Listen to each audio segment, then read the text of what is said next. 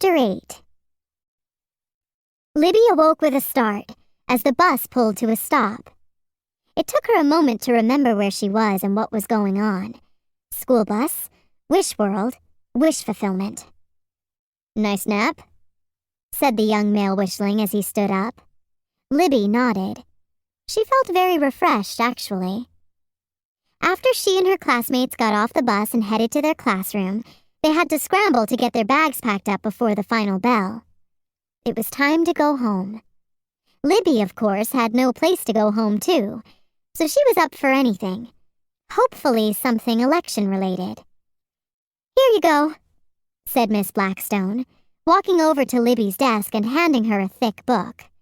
"Everyone, your math homework for tonight is Section 3, pages 15 through 17. Libby's eyes lit up as she grasped the book in her hands. She flipped through the pages, marveling at the thinness of the paper and the way it was printed on both sides. She hugged the book to her chest. The girl in the seat in front of her turned around. "Wow," she said. "I've never seen anyone so excited about math homework before." Ava leaned on Libby's desk and zipped up her silvery backpack. "Homework will be the death of me," she groaned, making a gruesome face. "I wish we didn't have any tonight." Libby pricked up her ears when she heard the word wish. She really wanted her wisher to be happy.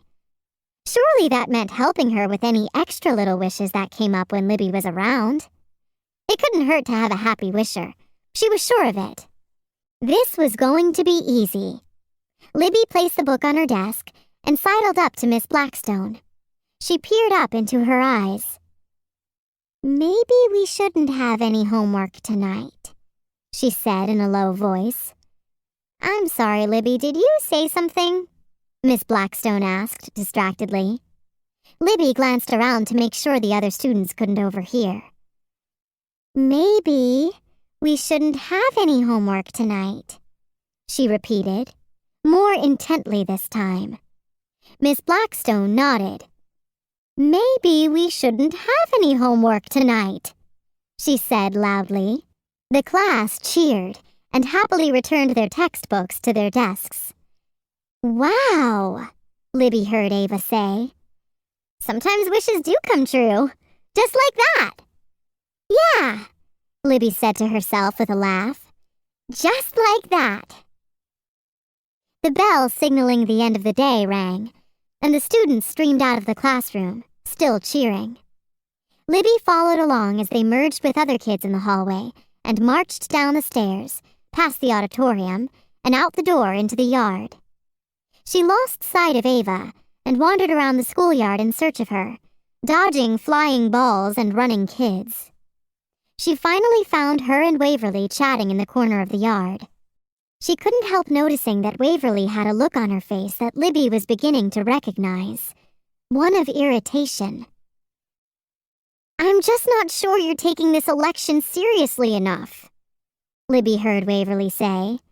"We missed a whole day of campaigning." She shook her head. "Did you notice that while we were away, Kristi hung up some new posters? She's got a lot more posters up than us now." "She did?" said Ava, looking interested. "I must have missed them." Libby nodded. She had spotted one by the auditorium on her way out.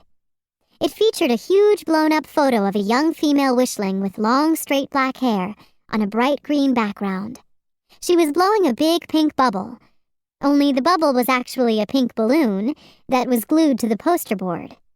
The copy read, "Don't blow it. Vote for Kristi." Libby joined in the conversation and described the poster to Ava. Ava laughed out loud.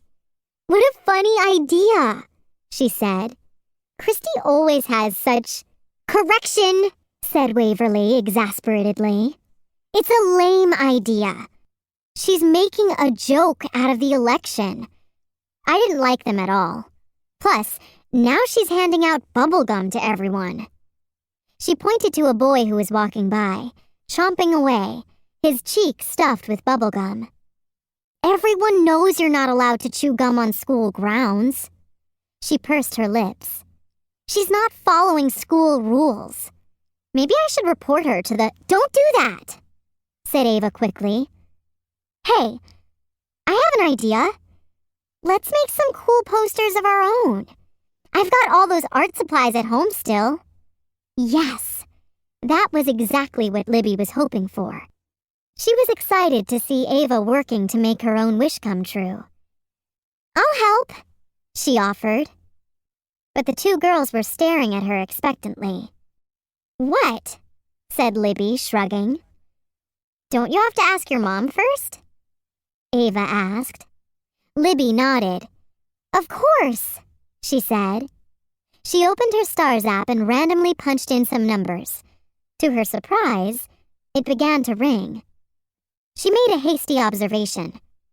Mission 2, Wishworld observation number 5. Stars apps work as actual phones on Wishworld. Hello? Said a voice. Ava and Waverly were watching, so Libby decided to wing it. Hi, Mom, she said. Can I go to my new friend's house after school? Sorry, I think you have the wrong number, said the voice on the other end. Libby had an idea. Oh, you have a work dinner tonight? She said. She paused. Okay, I'll ask. Listen, kid, you have the wrong number, the person repeated. She held her hand over the Stars app. My mom's got a big work dinner tonight that's going to go late, and she was wondering if I could sleep over at your house tonight. Ava shrugged. Sure, my mom won't mind. Okay, so it's a plan, said Libby. Thanks, Mom. You do realize that you have the wrong number, and that I'm not your mother, said the voice. Actually, I'm not anyone's mother, because I'm a father. Libby almost burst out laughing. I love you too, Mom, she answered. And so it was settled. Libby mentally patted herself on the back the whole walk to Ava's. Everything was going startastically on her mission so far. She'd be collecting wish energy in no time.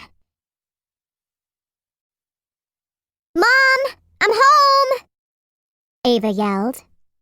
No answer. She must be in her office, she said. She can never hear me when she's in there. She slipped off her shoes and lined them up by the door. Libby and Waverly did the same. Libby wiggled her bare toes with their bright pink polish. Obviously, wishling shoes were not made of materials that repelled dirt. And she remembered learning that their homes were not self-cleaning. Poor wishlings. Afternoon sunlight streamed through the windows. The three girls spread out their materials on the rough-hewn dining room table. Ava headed to a big silver box in the kitchen and pulled open the door. The lighted interior revealed shelves filled with different foods and drinks. Can I get you anything? She asked. Both Libby and Waverly asked for water. Mission 2, Wishworld observation number 6. Wishling food apparently does not keep constant optimal temperature and needs to be stored in large cooling devices.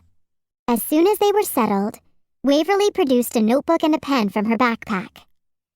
Let's come up with some new slogans, she said. I have an idea, Ava said softly. She looked excited to share it. Hey, remember last Halloween when Kristi and I went as prisoners in those striped costumes? We could take that picture of me and draw bars in front of my face, and the message could be, Wanted, Ava for president. She smiled at Waverly expectantly. No way, said Waverly. Too gimmicky. How is anyone going to take you seriously as a candidate? Ava's face fell. Libby thought fast. Well, then, how about a picture of Ava with a caption? She suggested. Something fun and memorable, like, vote for Ava, she's... Her voice trailed off. What rhymes with Ava? How about favor? Suggested Ava. Do me a favor and vote for Ava? She pronounced it, fava. That's cute, said Libby. Waverly made a face. That's terrible, she said. Ava bit her lip and tried again. Vote for Ava? She's got flavor? Oh, that's good, said Libby. Very catchy. Waverly wadded up a napkin and threw it at Libby's head. No offense, guys, but those really stink. Ava didn't look so sure. I think kids like fun stuff, she said. It makes them laugh. It's memorable. She looked away. I know I do. And so does Kristi, she muttered. This is no time for jokes. We need to let the students know that you are serious about the job. Ava looked down at the table. Okay, she said. Waverly stood up. Can I go to your room to get the supplies? She asked. Sure, said Ava. Libby put her hand on Ava's arm as soon as Waverly left the room.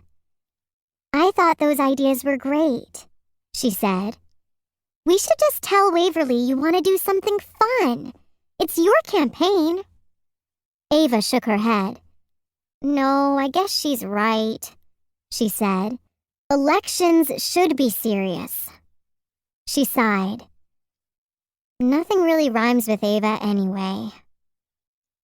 I've got it, Waverly said, returning with a stack of poster board. No gimmicks, no rhymes, and certainly no costumes. We'll take a picture of you, looking responsible. We'll print it in black and white with the words, Vote for Ava. Simple, classic, effective. Trust me, it's the best way to go. Ava thought for a moment. Okay, she finally said. Are you sure? Libby asked worriedly. You guys have to trust me, Waverly repeated. I know what I'm doing. Libby sighed. She hoped that Waverly was right. After taking 53 photos of Ava with her phone, Libby counted, Waverly was finally convinced they had the right one. It was the perfect combination of serious and approachable. Her Waverly, although they all looked pretty much the same to Libby, save the one she liked best, in which Ava was crossing her eyes and making a goofy face. Libby had overheard Ava muttering, I wish this was over, under her breath, so she had concentrated on making sure that the 53rd photo was indeed perfect. They printed 20 copies in black and white. Classic and classy, Waverly had proclaimed, and glued them onto the poster boards with the word vote on top of the photo and for Ava underneath. Libby turned to Ava. What do you think? She asked. Ava opened up her mouth as if to say something, and then shrugged. They're fine, she said. Waverly looked down at the posters. You know, she said, I think I love them. Love what? Someone said. Oh, hey, Mom, said Ava. Waverly was just saying that she loves the campaign posters we made. Libby looked up. Ava's mom wore black-rimmed glasses and had short red hair, which she pushed behind her ears. She was wearing jeans and a faded red hoodie. She looked at the posters and smiled. Very nice, girls. A little serious, but I guess that's the point. Are you hungry? She inhaled deeply. Hey, anyone smell spice cake? She sniffed again. With cream cheese frosting? Ava gave her mother a funny look. This is Libby, the new girl at school. She's helping out with the campaign. She's going to sleep over tonight. Ava's mom smiled. Sounds good. Then she stole a glance at the large timepiece that hung on the wall. Yikes, she said. Sorry, I was busy working and didn't realize how late it was. You all want pizza for dinner? Yes. Ava and Waverly shouted. Ava's mom picked up her phone, then turned to Libby. Good with you too? She asked. You're not gluten-free, vegan, paleo, or lactose intolerant, are you? Libby stared at her. What in the world was she talking about? No, she finally answered. Pizza sounds good. And it was. Very good. Extremely good. More, please, she said after she had gobbled up her first slice. She ate 4 pieces in all. It was crispy, saucy, cheesy deliciousness. It was deceptively simple looking, but it was the perfect combination of comforting flavors. Mission 2. Wish World Observation number 7. Everyone must try pizza. Ava's mom was reaching for another slice when she gasped. She looked at her watch. Oops, time to go pick up Jasper, she cried. Be back soon, girls. Libby looked at Ava. My annoying little brother, she explained. The girls had finished cleaning up, and Ava was turning on the dishwasher, another odd wishling invention, when a male wishling about a year or 2 younger than Ava swaggered into the kitchen. He had red hair and a smirk on his freckled face. Libby eyed him warily. He flipped open the lid of the pizza box and grabbed a slice. Good thing you saved me some, Ava, he said. Can't you say hello, Jasper? Ava asked. Hello, Jasper, he said with a smirk. Ava rolled her eyes. Brothers, she said. Waverly placed a sheaf of papers in front of Ava. So, she said, I took the liberty of jotting down some ideas for you. Ava looked at her quizzically. You, wrote my speech for me? She asked.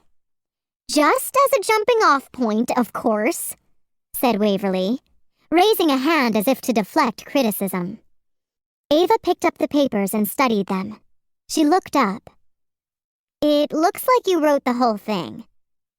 It's just some ideas, Waverly protested. Ava cleared her throat and began. Good afternoon, Principal Lefcon, Vice Principal Bergen, faculty, fellow classmates, she read. My name is Ava Cunningham, and I am running for class president. This is a challenge that I accept both solemnly and wholeheartedly. There are some who think that the school government is a laughing matter. There, Ava frowned. Well, I assure you... She lost her place for a moment. I assure you, she repeated, that I am ready to accept this responsibility with the gravity that it commands. I intend to lead my fellow students in a manner becoming of a... It's good, interrupted Jasper. Waverly put her hands on her hips and smiled. It is? Said Libby. She wasn't so sure about that. Yeah, answered Jasper. It's good if you want your audience to die of boredom. Libby let out a strangled laugh. She had to agree. Jasper, said Waverly huffily, mind your own business. Here's what you should say, said Jasper. He climbed up on a kitchen stool, put one hand over his heart, and pointed a finger in the air. I am Ava Cunningham, he said in a high, squeaky voice that sounded nothing at all like Ava's low, pleasant voice. And you should vote for me for president because I am so kind and generous. In fact, I am so very generous that when I was 8 years old, I once shared something very special with my amazing little brother. I gave him a terrible case of the itchiest...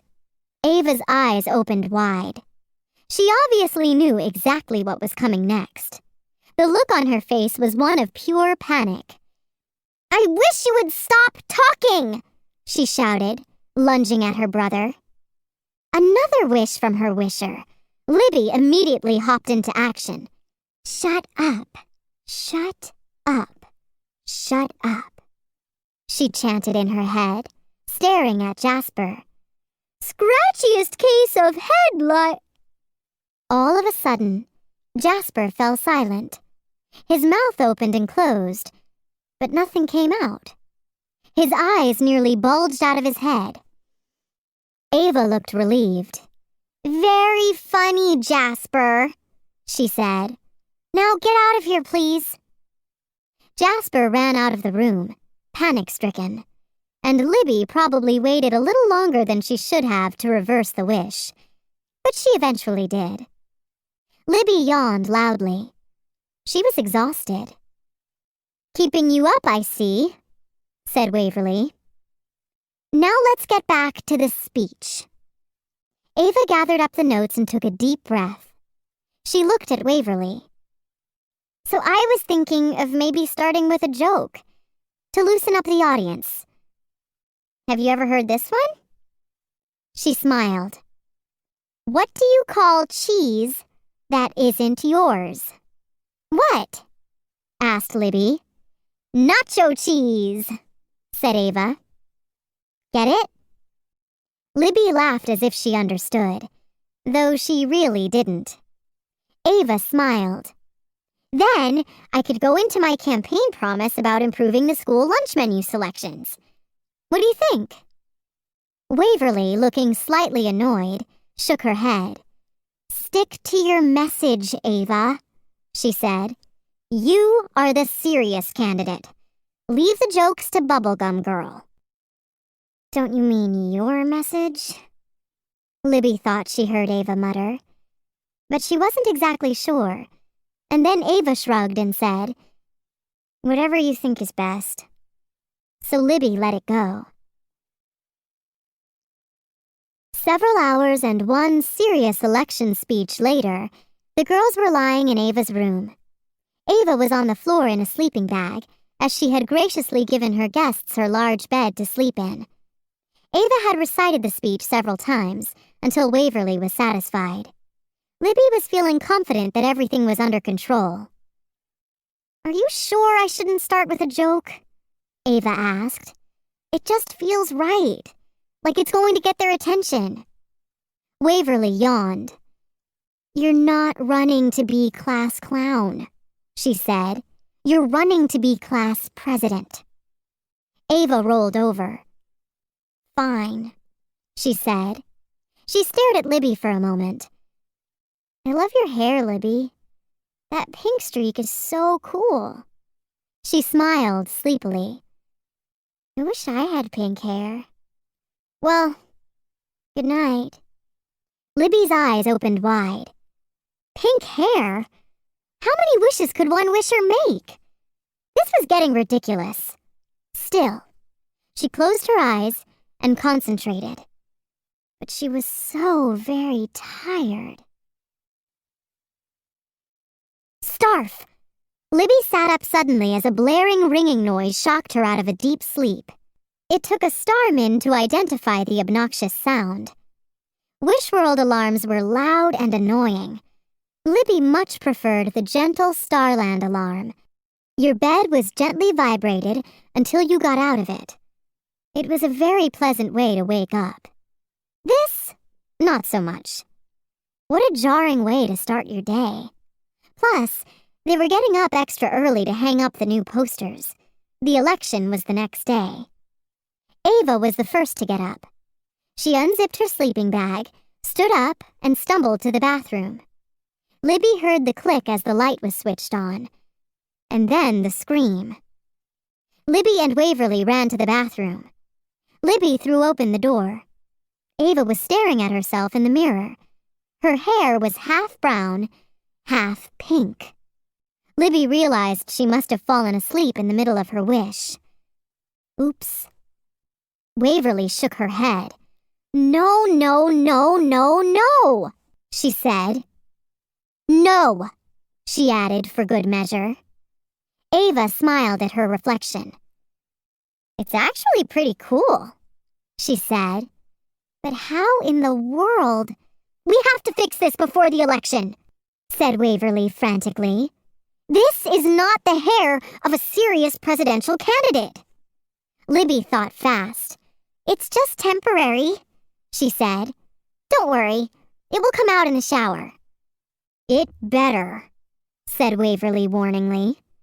"It will," said Libby. "I guarantee it." And she thought, Mission 2, Wish World Observation number 8. Sometimes wishes are wishes, but then again, sometimes they aren't. Be careful out there. It's hard to tell the difference. Ava came out of the bathroom, towel drying her back to normal hair. Libby went in next, and she found that Ava had left her a change of clothes, a tube of something minty called toothpaste, and a brand new instrument, still in its package, a toothbrush. Libby stood in the bathroom staring at the toothbrush. She stuck it in her mouth and moved it around. She couldn't be entirely sure she was doing it correctly. Was it up and down or side to side? She missed her tooth light. Libby had been deliberately avoiding mirrors since she had arrived, knowing she would be horrified by her dull wishling appearance. And she was. She gasped at her plain brown hair, her flat-looking skin. What she wouldn't give for a little sparkle. She was feeling so tired, too, which made her look extra unsparkly in her opinion. Suddenly, she remembered her mirror mantra. She stared at her reflection and spoke the words, "It's all in the balance, glimmer and shine." She grinned as her appearance was suddenly transformed, and she looked as she did on Starland. Her eyes lit up, and she touched the mirror. How she missed her long, flowing pink hair and glimmery skin. How did wishlings deal with being so boring and uninspiring all the time? Libby's mirror mantra had given her the burst of confidence and energy she needed. When they arrived at school, she bustled around the hallway, wanting to get the posters up before the rest of the students began trickling in. They had an election to win. And the next day, she would have some wish energy. A lot of it, she hoped, to collect. She glanced down at her wish pendant, dangling from her neck. Starf! Her wish energy was getting low. Luckily, everything was falling into place. Libby was confident that she wouldn't need her special talent to make this wish come true.